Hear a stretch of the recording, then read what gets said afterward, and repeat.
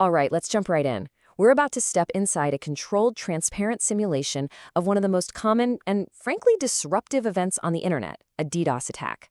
What we're doing here is making an invisible digital conflict something we can all see and understand. Our guide for this is an AI cyber defense commander we're calling Sentinel X. And that quote really sets the stage perfectly. The whole point here is to be strategic, not sensational. It's all about learning how to build better, stronger defenses. So, let's kick off the simulation. We're going to see what digital overload actually looks like, starting from a baseline of a healthy, functioning online service. First up, the basics. What in the world is a DDoS attack? Well, it stands for Distributed Denial of Service. And you know what? The most important words are right there in the name. This isn't just one single punch. It's a coordinated flood of traffic coming from countless different sources. It's like 1,000 tiny streams, all merging into one massive tidal wave, all aimed at a single point, designed to completely drown a service. Now, this is a really crucial point. The attacker's goal, it isn't to break in and steal your data. No, it's about pure, simple exhaustion. They want to make a website, a game, or any online service so busy handling junk requests that it literally can't serve its real users. It's basically a digital blockade. Okay, let's move on and see exactly how one of these is built. This is the anatomy of the attack, and it's all about turning scale and distribution into powerful weapons. And here is the critical difference. A simple denial of service, a DDoS attack, that comes from a single source. Think of it like a lone heckler in a crowd. Pretty easy to spot them and escort them out, right? But a distributed attack, a DDoS, that comes from thousands, sometimes millions of sources all at once. Now it's like the entire crowd is shouting at the same time. The malicious requests just get lost in the noise, making them almost impossible to distinguish from the real ones. So how does it actually unfold? Well, it's basically a three-step process. First, there's coordination. All the attacking computers get in sync, way outside the target's network. Then comes the saturation. They all unleash that flood of traffic at the exact same time, overwhelming the digital pipes until they just can't handle a single drop more. And the final result? Denial. The service goes down for everybody. And this gets to the absolute core of the strategic problem, what we call the asymmetry advantage. See, the defenders, the service you're trying to use, they have to operate like a super diligent receptionist, forced to inspect and try to answer every single call that comes in.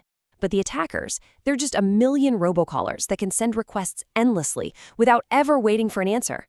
This imbalance is exactly what makes these attacks so incredibly effective. But here's the thing, it's not a hopeless fight. Not at all. Now we pivot to the coordinated defense, where smart strategy is used to restore order from the chaos. The second the attack begins, the clock starts ticking for the defenders. The very first sign is detection. Dashboards light up like a Christmas tree, showing a massive, totally abnormal spike in traffic. Immediately, both AI and human analysts are dissecting these patterns, and once it's confirmed, an automated response is triggered. It is an absolute race against time. The countermove here is just a masterclass in control, and it actually mirrors the attack's structure. First, detection of those weird traffic patterns. Second, mitigation. This is where that entire flood of incoming traffic gets rerouted to these specialized scrubbing centers. You can think of it like a giant water filtration plant, but for internet data, separating the toxic stuff from the pure. And finally, stabilization, where a clean, orderly stream of legitimate traffic is all that makes it to the service. So what's in this defensive toolkit? Well, a lot. We're talking about things like rate limiting, which basically slows down the incoming crowd, malicious pattern filtering, which spots and drops known bad requests. And then you've got more advanced tools like cloud auto-scaling to add more capacity on the fly, and AI-based systems that can adapt to brand new attack patterns in real time. It's a truly multi-layered shield. So the attack has been stopped, but the work is not over. Not by a long shot. Let's look at the aftermath, because every single attack is a chance to learn, adapt, and get better. And if there is just one thing you take away from this entire simulation, let it be this. The core lesson is that preparation determines the outcome. A defense plan that's already in place and tested is infinitely more effective than one you're trying to invent in the middle of a full-blown crisis.